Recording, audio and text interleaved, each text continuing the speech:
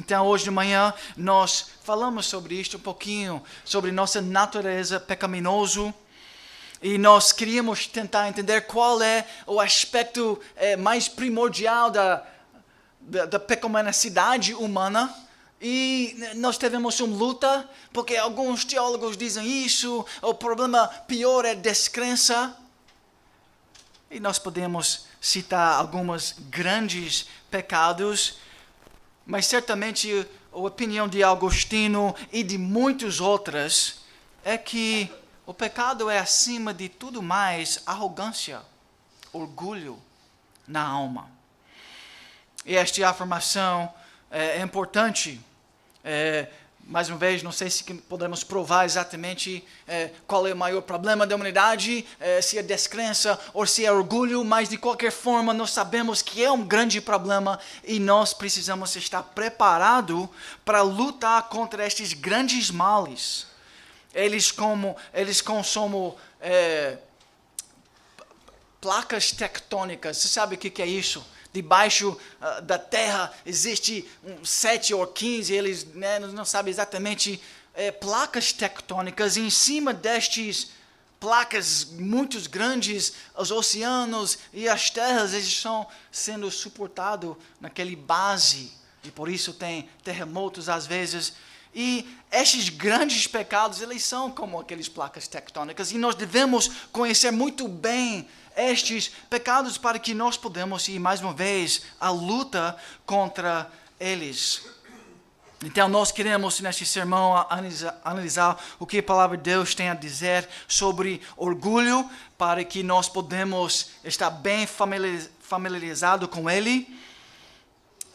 Espero que nós podemos sair desta noite com o Espírito Santo falando aos nossos corações e que nós podemos sair daqui entendendo talvez que nós somos mais orgulhosos do que nós achávamos.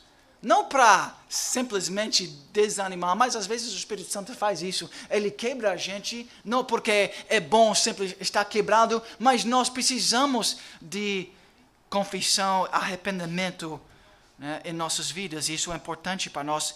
Se nós somos cegos à nossa pecaminosidade, isso não vai ajudar ninguém. Nós vimos nesta manhã algumas exortações bíblicas contra o orgulho. E uma das coisas que nós falamos é que este é um pecado particularmente difícil de reconhecer em nós, porque quando nós somos orgulhosos, a própria natureza do orgulho cria uma autoconfiança e ele expulsa qualquer suspeita de mal em relação a si próprio. Vários teólogos, como Jonathan Edwards, explicou a situação assim. Nós somos cegos muitas vezes por nosso próprio mal. E nós queremos que o Espírito Santo abra nossos olhos para que nós podemos tratar aquele câncer, aquele mal que está em nós, porque está danificando nossas vidas, nosso testemunho e está danificando a noiva de Cristo. Então nós queremos ter almas fortes, almas mais puras para a glória de nosso marido fiel, que é Cristo Jesus. Lembra aquela passagem importante de Jeremias 17:9? Enganoso é o coração mais do que todas as coisas, e desesperadamente corrupto, quem o conhecerá? Então vamos pedir a bênção de Deus mais uma vez sobre nossa meditação na palavra dele nesta noite. Senhor, nós pedimos que o Senhor ilumina o nosso coração, para que nós podemos entender sua vontade revelada. Senhor, ajuda o seu povo a se livrar do velho homem nesta noite, que se corrompe segundo as concupiscências do engano. E ajuda o seu povo a ser renovado no espírito do vosso entendimento, e para que nós podemos revestir do novo homem, criado segundo Deus, em justiça e retidão procedentes da verdade, em nome de teu Filho amado e para a glória dele é que nós oramos isso. Amém. Primeiramente, algumas exortações bíblicas contra orgulho. Nós falamos sobre isso. Lembra que nós falamos sobre o Ezequiel capítulo 28 e o rei de Tiro? E ali nós fomos lembrados que acontece em Ezequiel capítulo 28 uma interpretação de Gênesis capítulo 3, a queda da humanidade. Onde o que aconteceu com o rei Tiro e o que aconteceu com Adão era uma reorganização da existência em torno do ego. Ele se tornou humanista naquele momento. Ele se tornou centrado no homem, no próprio ego, em vez de ser teu referente como ele foi criado para ser. Então, este é o grande mal que a Bíblia explica sobre orgulho. O amor próprio, então, em vez de amor a Deus, é resultado do pecado original. E lembra também as palavras de pastor John Owen sobre isso. Quem não descobre o poder de orgulho, o poder de grandes pecados na sua vida, está já debaixo do seu domínio. Mais uma vez, não é favorável a nós, não é nenhum favor ser ignorante destes grandes males. Nós devemos ter um PhD em nossa própria pecaminosidade. Nós devemos ver a grandeza de nossas falhas. Porque esses são muito perigosos para nossas vidas. Eles vivem na alma. E ele falou que são como uma brasa ardente que não pode ser ignorado. Nós vimos algumas consequências também do orgulho. Por exemplo, divisão. Da soberba só resulta a contenda. Então tem consequências muito males quando nós estamos envolvidos com orgulho. Destruição de casamentos, famílias, nações, cidades e certamente destruição de igrejas também. E ineficiência. Quando nós somos orgulhosos, nós não conseguimos fazer tudo que nós podíamos fazer para a glória de Deus e o avanço do reino dele, se nós somos cheios de orgulho. Então, tem um mundo de males que está aí com este grande problema de orgulho. Tem vários promotores de orgulho em nossa sociedade, então nós somos incentivados a orgulho desde o nascimento em nossa sociedade. Então, realmente, nós precisamos cuidar. Cuidado com este mola, este kid. Hoje à noite eu gostaria de começar analisando um pouquinho mais sobre este grande pecado. Vamos primeiramente, em primeiro lugar, para Oséias. Vou te dar um minuto para chegar lá, Oséias capítulo 2. Porque neste momento eu gostaria de mostrar para vocês como orgulho e idolatria são companheiros. Eles são ligados um à outra. Lembra, nós queremos ver como ele é muito mal mesmo. E se nós ligamos orgulho com idolatria, realmente nós vamos perceber como o orgulho é muito mal e nós devemos lidar com ele urgentemente em nossas vidas. Lembra que Oséias se casou, esse profeta se casou com uma mulher chamada Gomer. E ele fala sobre isso na abertura deste livro. Oséias 1:2 diz assim: quando pela primeira vez falou o Senhor por intermédio de Oséias, então o Senhor lhes disse: vai, toma uma mulher de prostituições e terás filhos de prostituição, porque a terra se prostituiu, desviando-se do Senhor. É uma grande pregação que este Oséias é chamado para fazer diante do povo de Israel. Deus tinha abençoado seu povo em grande medida. Prosperou tanto, materialmente como espiritualmente. E o que acontece com a noiva de Cristo, com Israel, com o noivo de Deus?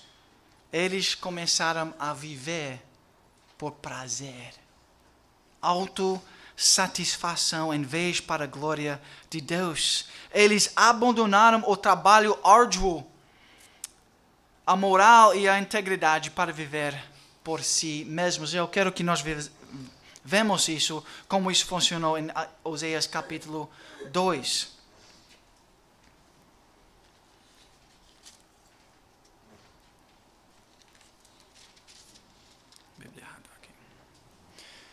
Chamai a vosso irmão, meu povo, e a vossa irmã, favor. Repreendai vossa mãe. Agora, Gomer teve filhas e parece que o profeta está dizendo, repreendai a vossa mãe. Repreendai porque ela não é minha mulher. Deus casou, né, com Israel e Oséias casou com Gomer.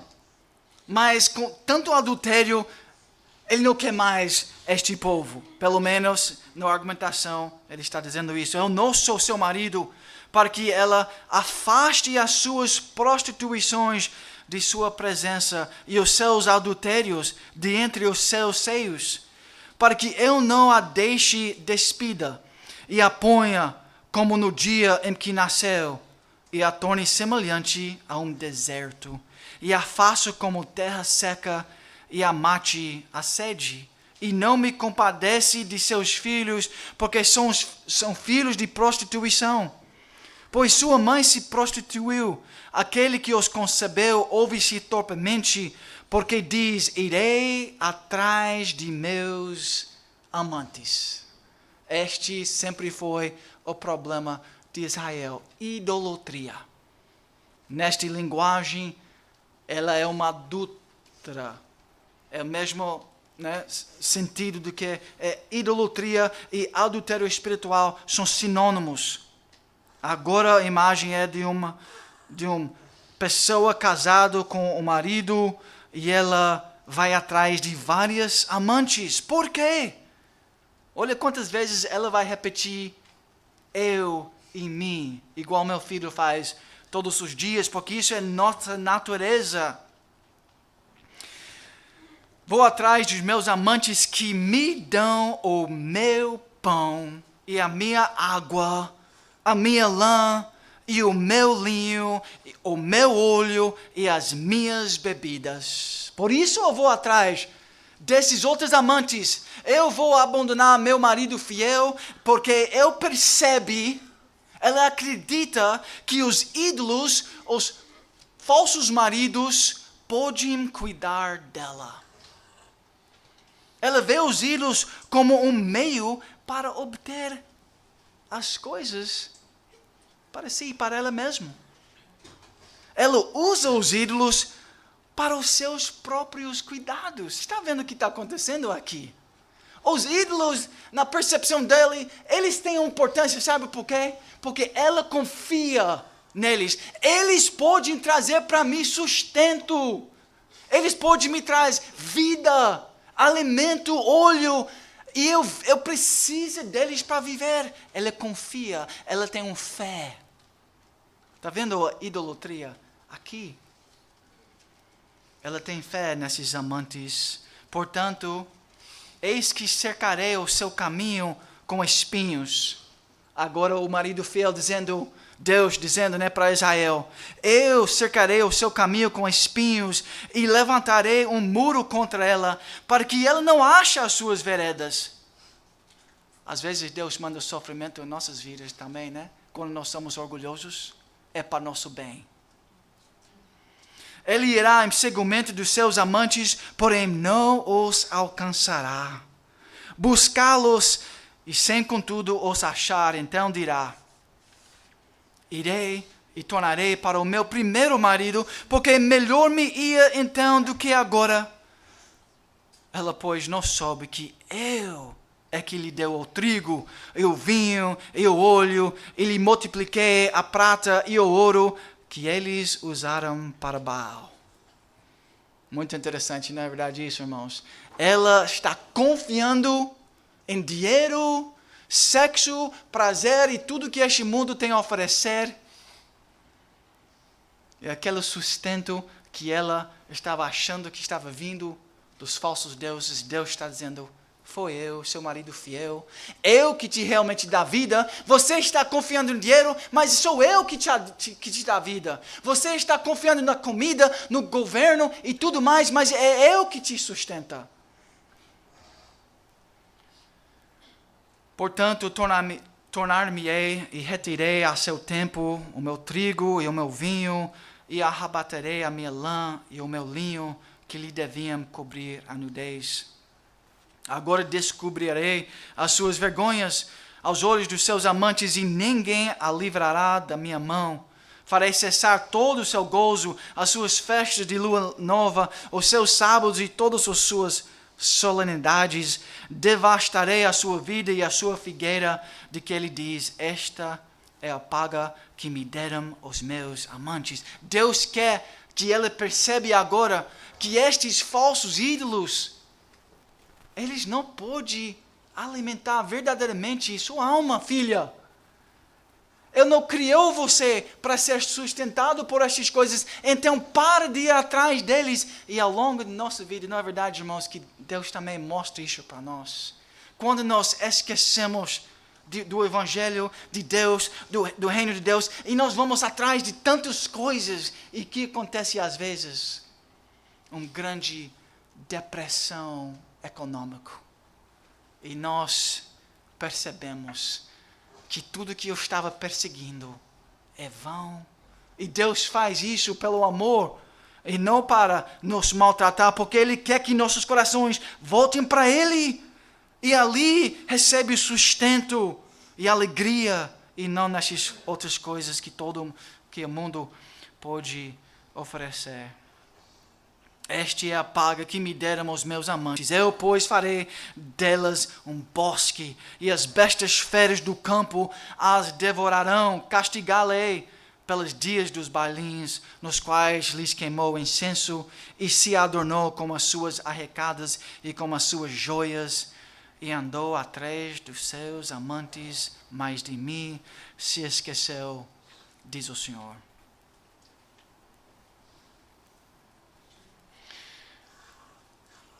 Pensa um pouquinho sobre os momentos difíceis da sua vida. João Calvino, ele teve muitas dessas dificuldades. Olha o que ele fala sobre essas lutas. O melhor meio de que ele pode servir-se para abater essa nossa arrogância é demonstrar-nos palpavelmente o quanto nós pertence à fragilidade e à debilidade. Você já ficou muito doente?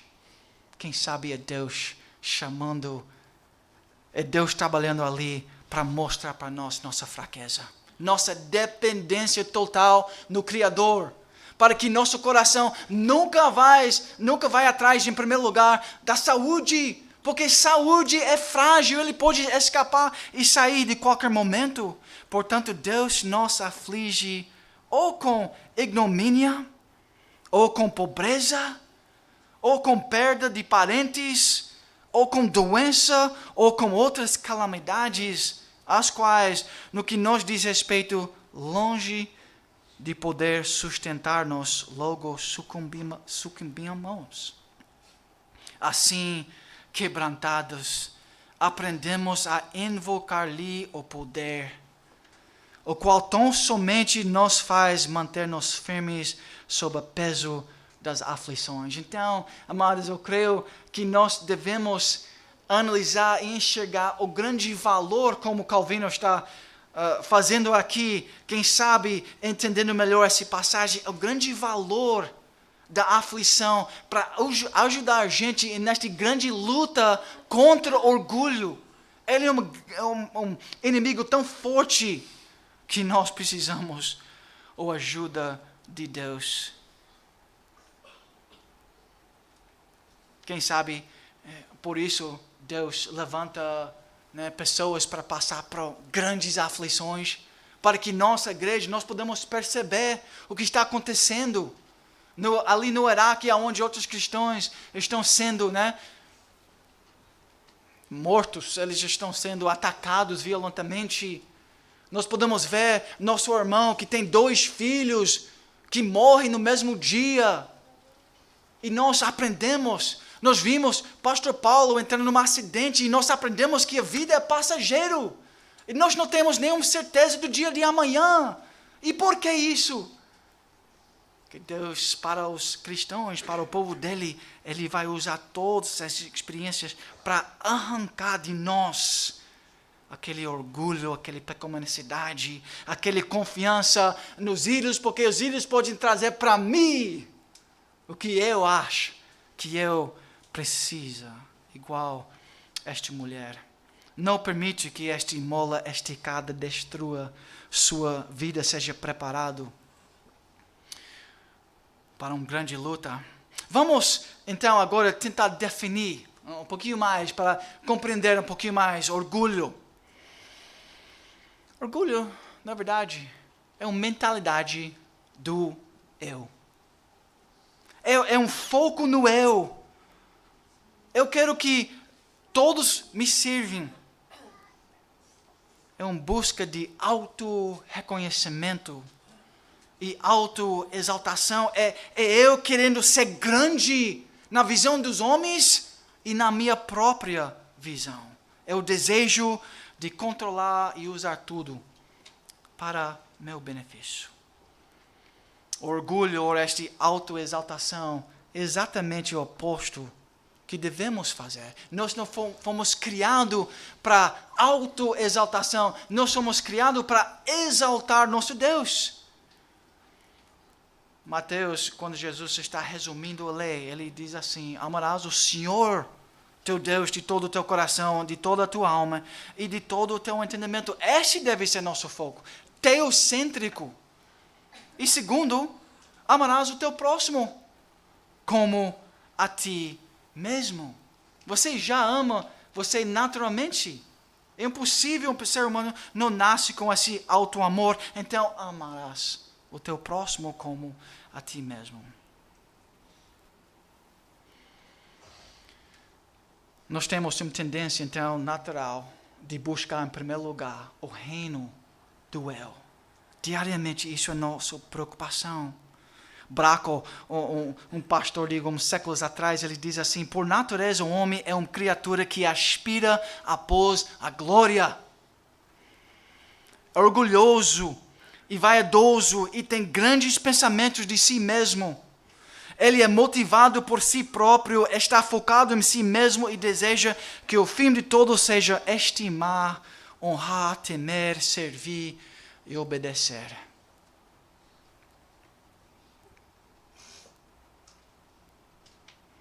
Se Adão, ele não teve esse problema nele, esse desejo arrogante de satisfação pessoal, certamente ele não iria ter caído. Nós precisamos, amados, ter uma visão assim, reconhecer e ver o grande mal do orgulho em nossas próprias vidas. O pecado deve ser feio aos nossos olhos. Nós devemos odiar aquele coisa que está contra Deus e contra a lei do Senhor em nosso coração. A idolatria, se você analisar bem, se ler toda a Bíblia, você vai ver que idolatria é o pecado maior que existe na palavra de Deus. É o problema da humanidade. Romanos 1 diz isso, nós já falamos muito sobre isso. Eles trocaram a glória de Deus, que deviam refletir para inglória e semelhança como a escultura do animal e da criatura.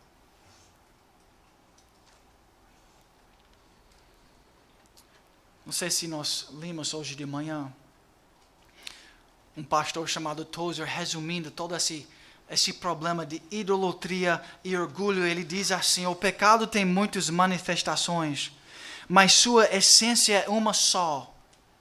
Um ser moral, criado para adorar perante o trono de Deus, está sentado no trono da sua própria individualidade e dessa posição elevada declara: eu sou. Esse é o pecado em sua essência concentrado. É quando eu quero fazer o que eu bem quiser, sem reconhecer Deus e sem ser submisso ao nosso Criador. E a igreja está contaminada com isso, por isso nós temos shows, nós temos baladas, nós temos tantas coisas até acontecendo no culto, porque nos agrada. É legal para nossos olhos.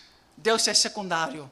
Em nossa visão, muitas vezes isso tem um grande impacto. O orgulho tem impactado muito a liturgia e o culto, até nas igrejas evangélicas. Então, o problema em nosso mundo é que bilhões de pessoas ao redor do mundo, eles querem ser um Deus, em vez de curvar perante o único Deus verdadeiro.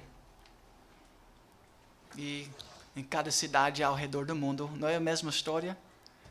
Você tem estádios, pessoas correndo atrás de apreciação, dos aplausos dos homens. Então os estádios são em todas as cidades de hoje. Nós temos um grande desejo de ter uma reputação. E nós podemos alcançar um grande nome e uma reputação, muitas vezes hoje, através dos estudos. Então nós temos bilhões de estudantes estudando para conseguir aquilo que o coração deles quer. Educação, que aqui iguala riqueza, fama, vida boa. Este é o reino que eles valorizam. Tranquilidade, conforto, sucesso, dinheiro, poder. Então nós vamos entrar na política. Nós queremos beleza. Então, porque beleza atrai pessoas para mim. Então nós vamos estudar. Nós vamos para o shopping. Nós vamos comprar as melhores coisas. Porque a moda vai trazer para mim aplausos, conforto. Nós queremos o sofá de couro. Nós queremos o carro que tem cor. E nada dessas coisas são mal. Necessariamente é só quando nós colocamos isso em primeiro lugar. Aí é orgulho.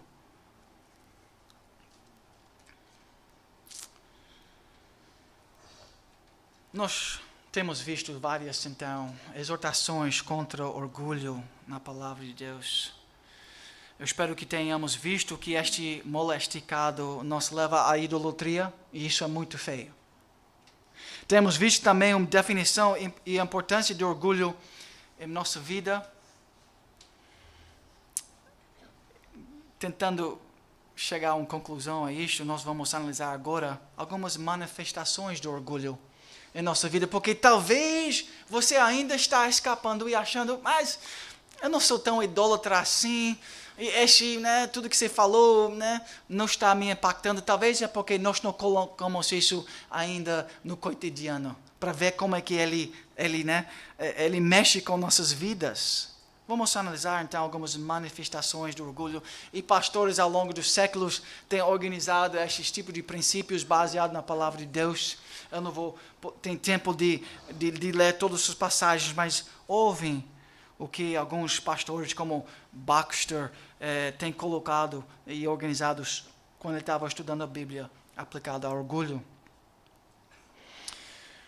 Você ficou afetado pelo orgulho se está queixando-se contra Deus ou julgando a Deus? Eu não mereço este tipo de vida.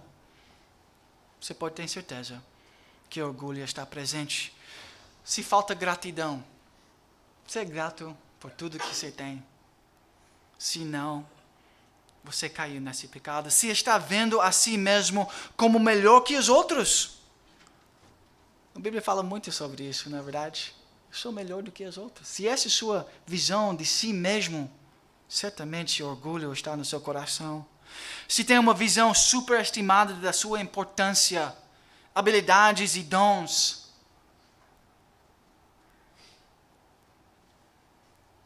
isso é bem perto do nosso coração, não é verdade? Se tem perfeccionismo em você, por que será? você quer fazer perfeito? Será que é para receber os aplausos dos homens? Pode ser que é para a glória de Deus, mas provavelmente está muito misturado com orgulho. Se fala demais, Provérbios em muitos lugares fala sobre aquele que fala demais.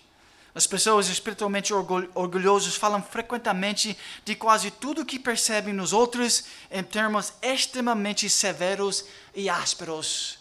Eles são preguiçosos, eles são malvados, eles não são pacientes. E é fácil para nós enxergar o problema dos outros, provavelmente porque nós estamos cheios de nós mesmos e nós não conseguimos ver nossos próprios problemas. Se você busca independência ou controle, autonomia, eu quero viver de acordo com meus conceitos, não dos meus pais, não dos presbíteros, não dessa palavra de Deus de 2.000, 6.000 anos. Não. Eu quero inventar boa vida. Eu quero buscar meu reino em primeiro lugar. Se buscar independência, autonomia, se está sendo consumido pelo que os outros pensam, isso acontece com você? De vez em quando sendo consumido, será que eles gostam de mim? Será que eles estão me aceitando? Qual é o foco ali? O foco é em você mesmo. Isso é orgulho, uma preocupação demasiadamente forte em você mesmo. Isso cria pressões e estresses, ansiedade tremenda na nossa vida. Se nós não reconhecemos que isso vem de orgulho, muitas vezes, nós não vamos poder tratar aquele problema espiritual. Se fica arrasado ou irritado com críticas ou rejeição, demasiadamente. É claro que ninguém gosta de receber um criticismo, mas pessoas orgulhosas dão muito atenção à oposição e a injúrias. Tendem a falar dessas coisas frequentemente com um ar de amargura ou desprezo.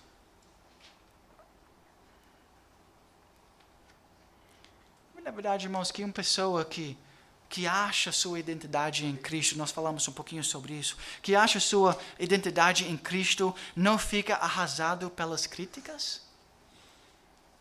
Por quê? Porque uma pessoa centrada no Evangelho não coloca muito valor naquilo que os homens pensam. Eles vivem para a glória de Deus. É a voz de Deus que é importante para eles. E se Deus tem falado, você está em Cristo, isso basta para você. Você está bem. O mundo pode falar, até amigos podem falar o que eles bem quiser. E você não precisa ser abalado com as palavras maus do homem. Sua principal preocupação é Cristo e sua identidade em Cristo. Agora, se eles estão falando mal de Cristo, aí eu não estou bem, aí eu não estou confortado, não. Aí eu vou me irar mesmo. Mas se eles só estão falando mal de mim, quem sou eu? E minha reputação? Claro que tem os limites em tudo isso e um equilíbrio apropriado. Porque nós também precisamos ser pessoas de justiça, mas eu espero que vocês estão entendendo que nós não devemos ficar arrasado ou irritado demais com críticas, ou talvez nós estamos cheios de orgulho.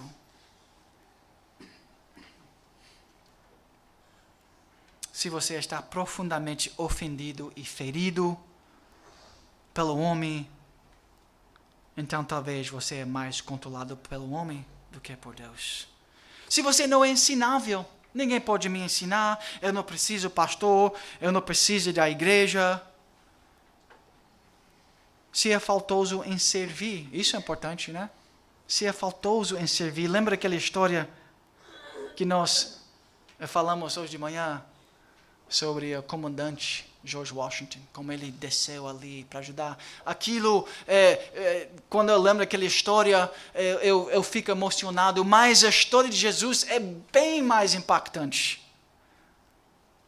Porque Jesus lavou os pés dos discípulos e uma pessoa orgulhosa, ele vai dizer, mas eu não posso fazer isso não.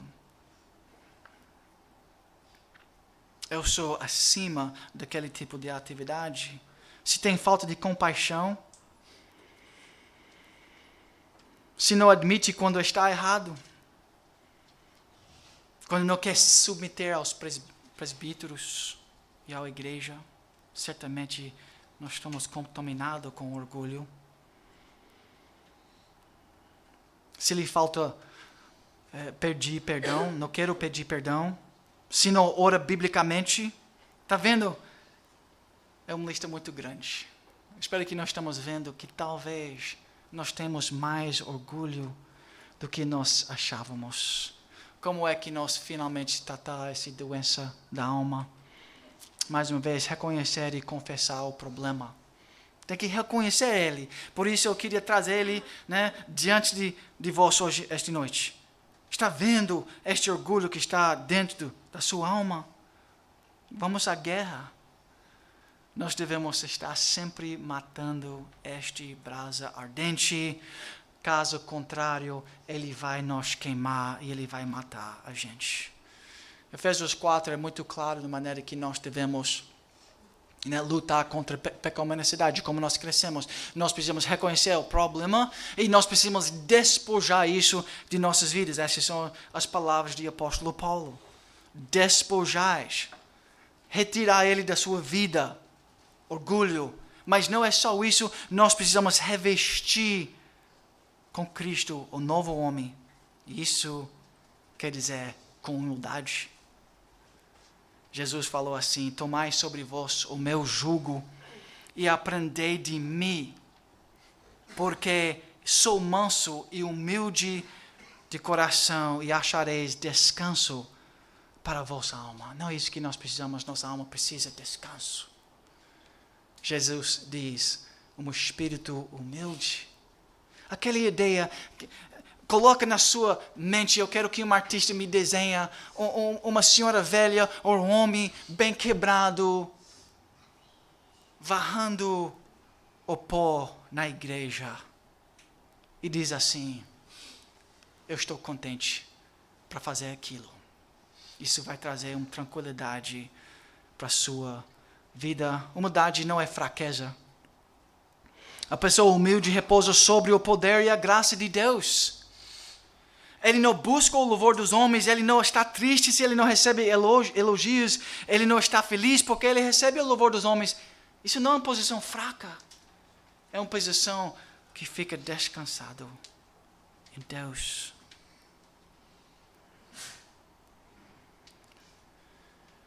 Mas o melhor lugar de aprender humildade é ir para Jesus. O exemplo de Jesus. Levantou-se da ceia. Lembra essa passagem?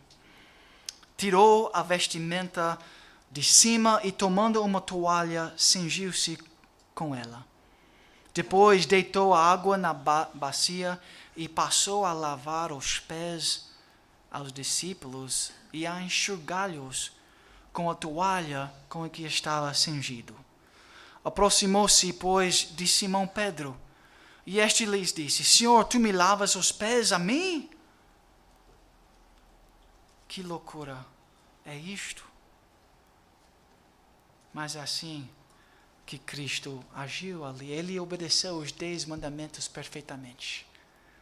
Ama o Senhor e ama teu próximo. É isso que Jesus fez ali naquele momento. Essas ações de Jesus, essas ações humildes, teve um grande, e ainda tem um grande impacto sobre toda a civilização ocidente, hospitais, cuidado dos órfãos, tudo isso vem deste grande Deus que se encarnou. O Império Greco-Romano era cheio de maldade, mas quando Jesus entrou em cena, até a própria civilização mudou. Humildade é muito, muito importante. O bom pastor dá a sua vida pelas ovelhas.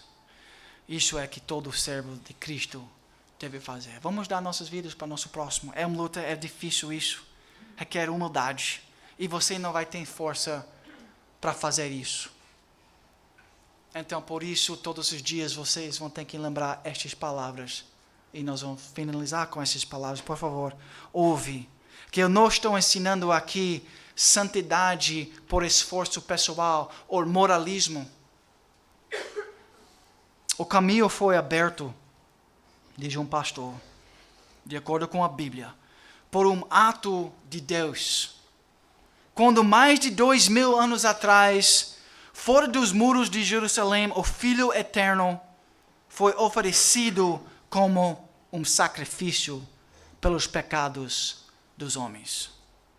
Para aquele grande evento, todo o Antigo Testamento aguarda.